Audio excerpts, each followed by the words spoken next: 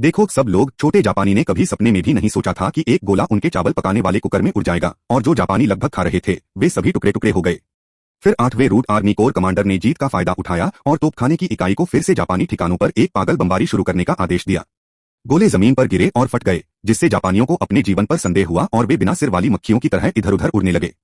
जापानी अधिकारी मजबूत और शक्तिशाली थे और उन्हें डर था कि उनके पीछे विस्फोटक डिपो फट जाएगा, इसलिए वे जल्दी से तितर-बितर हो गए और चले गए। लेकिन हमारे 8वें रूट आर्मी के सैनिक उन्हें भागने का मौका कैसे दे सकते थे। उन्होंने हिंसा जारी रखी, लेकिन अप्रत्याशित रूप से इस कदम ने छोटे जापानी को पूरी तरह से नाराज कर दिया।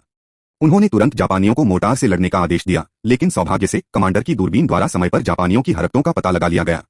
उन्होंने तुरंत सैनिकों को घटनास्थल से खाली करने की व्यवस्था की। जैसे ही उन्होंने बोलना समाप्त किया, छोटे जापानी के गोले पकौड़ी की तरह थे और वे 8वें रूट आर्मी के निकासी की दिशा में बेतहाशा उड़ गए। जापानी कभी नहीं जान पाएंगे कि क्या हुआ और 8वीं रूट सेना पहले ही सुरक्षित रूप से खाली हो चुकी थी। सुरक्षित स्थान पर पहुंचने के बाद सैनिकों ने अनजाने में दर्जनों गोले दागे। फिर रेजिमेंट कमांडर ने दूरबीन उठाई और जापानियों की नवीनतम गतिविधियों की जांच करता रहा। अप्रत्याशित रूप से उन्होंने गलती से जापानी शस्त्रागार की खोज की, इसलिए रेजिमेंट कमांडर ने जापानी शस्त्रागार को उड़ाने का साहसिक निर्णय लिया। लेकिन यह बहुत शर्मनाक था कि विस्फोटक बॉक्स में केवल एक बम बचा था। इस स्थिति को देखकर रेजिमेंट कमांडर हतोत्साहित नहीं हुआ और इसने उसके शक्तिशाली आउटपुट को बिल्कुल भी प्रभावित नहीं किया। अवसर दुर्लभ हैं और चीजें फिर से नहीं आएंगी। उन्होंने जल्दी से सैनिकों को चैम्बर में गोलियां लोड करने का आदेश दिया।